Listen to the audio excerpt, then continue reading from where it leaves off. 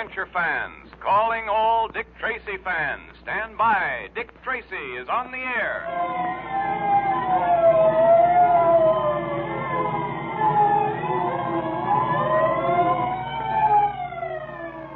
The makers of Quaker Puffed Wheat and Quaker Puffed Rice, those two delicious, nourishing cereals that are shot from guns, now bring you another thrilling Dick Tracy detective adventure.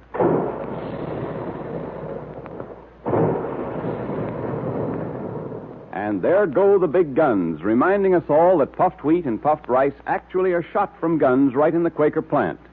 Nourishing grains of sun-ripened wheat and rice are loaded into the guns, and then they're exploded to 8 times their normal size.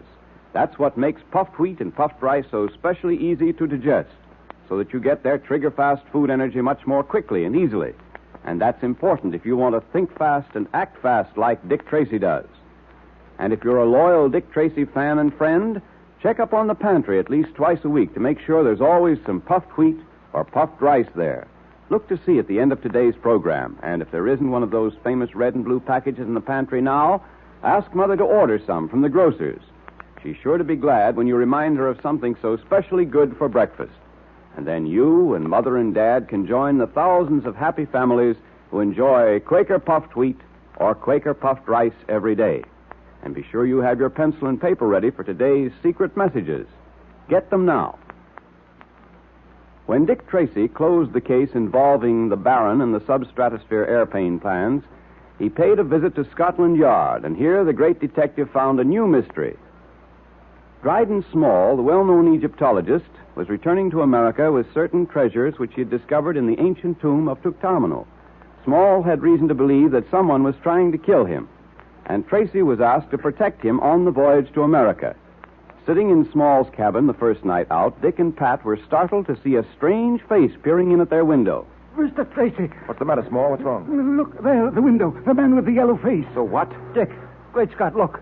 That awful face at the window. It's gone now. Come on, Pat. We've got to find out who it is. Yes, and why are we standing through that window? Don't leave me alone. Don't leave me alone. We'll be back in a moment. Here, through this door, Pat. That'll bring us out on deck.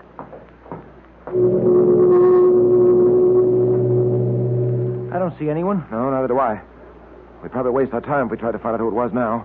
It's got too much of a head start, and it's too dark to recognize anyone. Come on, we might as well get back to the cabin. There are a few questions I want to ask Dryden Small. You know, Dick, there's something about that tomb digger rubber that I don't like. We're here to protect him, not to make a friend of him, Pat. What I want to know is why he was so secretive.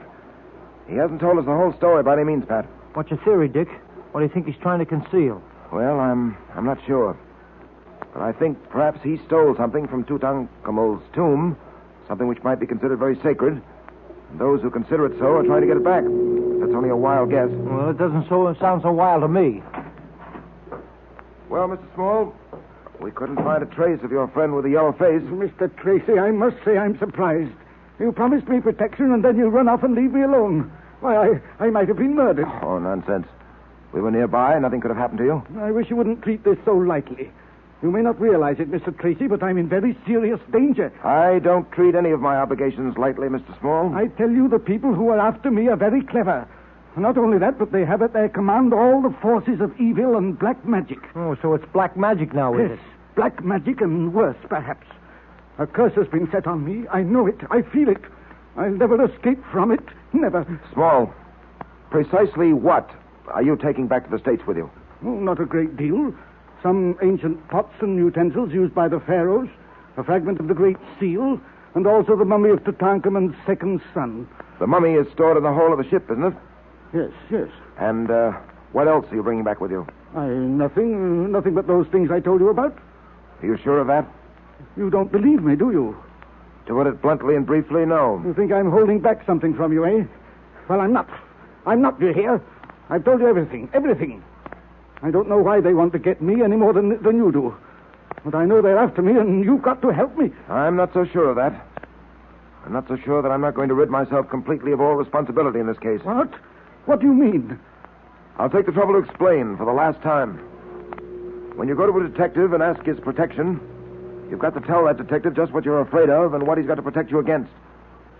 Now, Mr. Small, don't withhold any information from me, because in this case, too, it may mean the difference between life and death. I've told you everything. I swear it.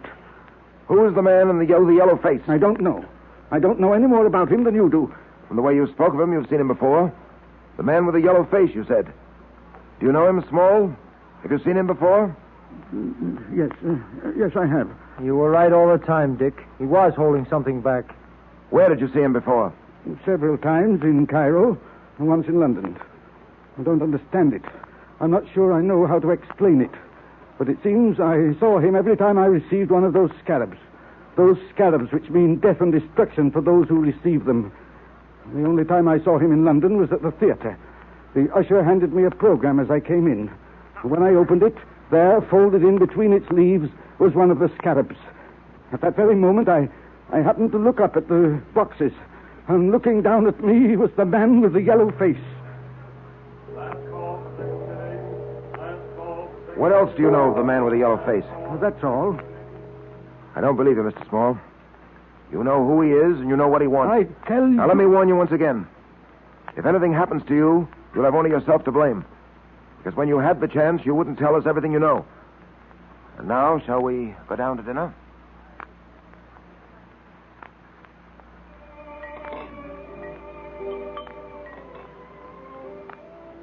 Coffee, sir? Oh, yes, please. By the way, Small, do you still carry that pearl-handled pistol? Yes, and I shall never part with it. If you ask me, it's much too dainty to be any good. I'm afraid it isn't very much to depend on. This pearl-handled revolver has been with me a long time, Mr. Tracy. I intend to hold on to it. Hello. The lights have gone out. Dynamo must have failed or something. Certainly pitch black in here. Tracy! Tracy! In the name of heaven! Small, where are you? He's struggling with someone. Help, Tracy, help! If I can get my hands on whoever it is that... Got him. Give me a hand here, Pat. It's so dark, can't see a thing. I've got hold of someone. Can't see who it is. There go the lights. They're on again. Small. Why, I was holding you all the time. Who do you think you were holding? Well, all I could do in the dark was to reach out and grab. My throat, it hurts. Someone tried to choke me. Yes, there are marks in your throat, all right. Grabbing hold of me did one thing anyway. It scared him off. Yes, Small. This time he was scared off. I wonder if I'll always get to you in time. I can't protect you from something that's nameless, you know. Something you won't tell us about. I've told you everything. Now, look here, Small. Tonight, you had an example of what might happen. And apparently you're still unconvinced that telling me everything you know is the only sensible thing to do. Now, for the last time, will you talk up? Well, how about it? I've told you the whole truth. Very well. I've done my duty. I've warned you.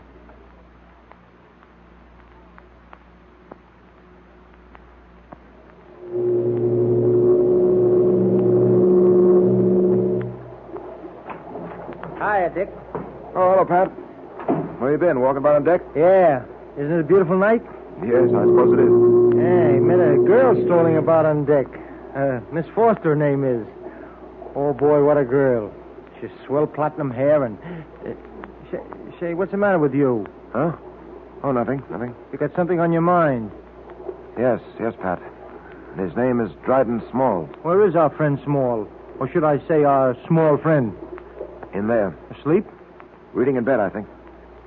Pat, I'm more than ever convinced that he's keeping something from us. Hey, Dick, maybe the guy's on the level. Maybe we're just imagining things. Maybe someone is trying to get hold of some of the things he took from Tutankhamun's tomb. Small says they're very valuable. They're valuable, all right. And that's one part of his story, I believe.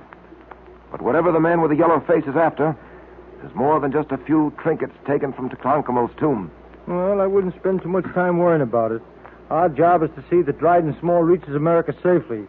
Once he puts foot on American soil, our job is done. No, Pat.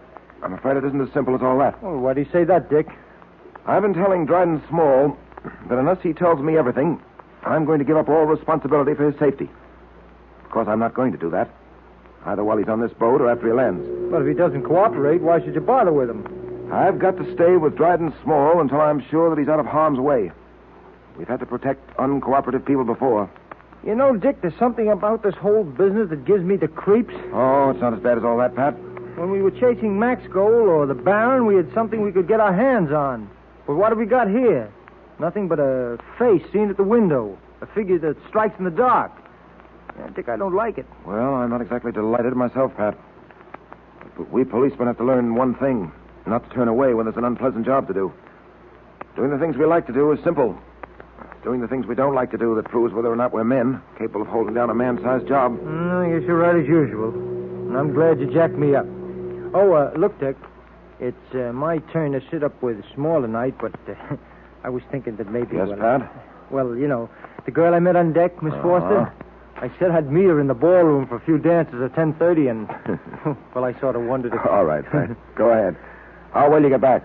Thanks, Dick. I won't be very late. Tracy.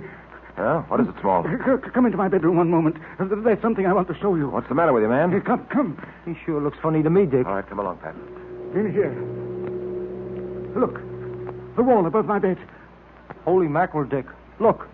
Someone's writing a message on the wall. Look, it's being written right before our eyes. You see it, too? I thought I was going crazy. It's an invisible hand writing something on the wall. I can't escape it, and you can't help me. This thing is too big for us. It's too powerful. Oh, the saints preserve us. No, take it easy, you two. Let's see what the invisible hand is writing. There, it's evidently finished. Yes. And look what it is written. Your hour is at hand. Your end is near. The black pearl of Osiris must shine again. Yes. And look, there on the floor. It's another scarab, Tracy. Another scarab.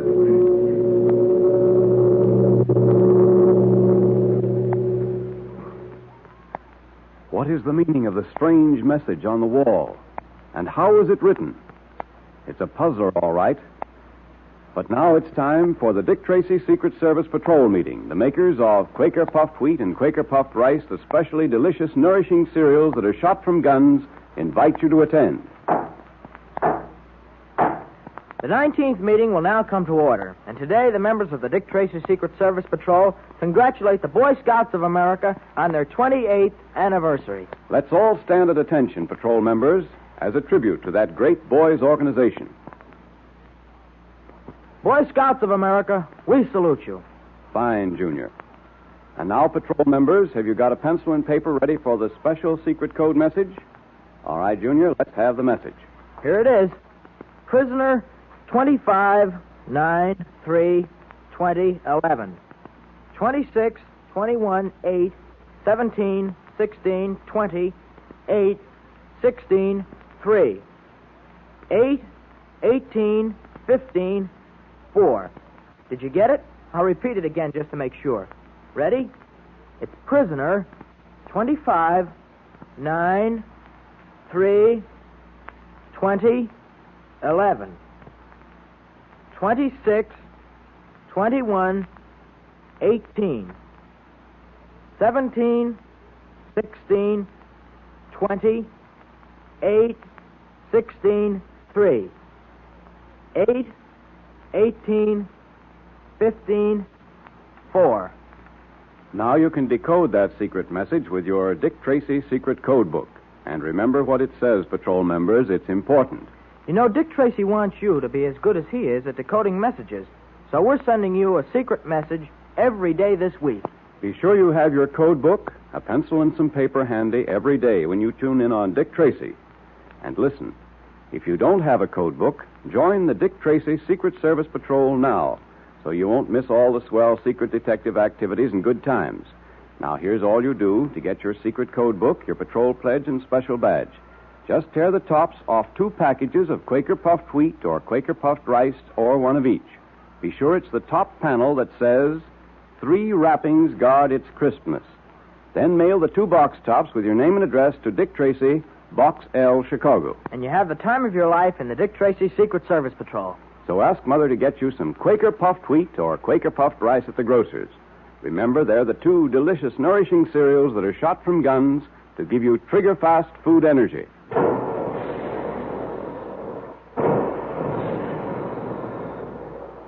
Calling all adventure fans, calling all Dick Tracy fans. Stand by for another exciting Dick Tracy adventure tomorrow at this same time.